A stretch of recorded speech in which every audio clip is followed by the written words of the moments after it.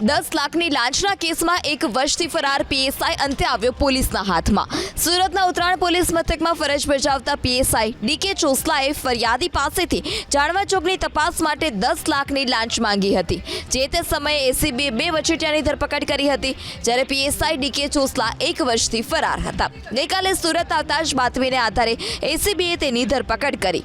PSI 54,000નો પગારદાર છે। મિલકત સંબંધિત તપાસ માટે એસીબીએ રિમાન્ડ મેળવવાની તજવીજ હાથ ધરી।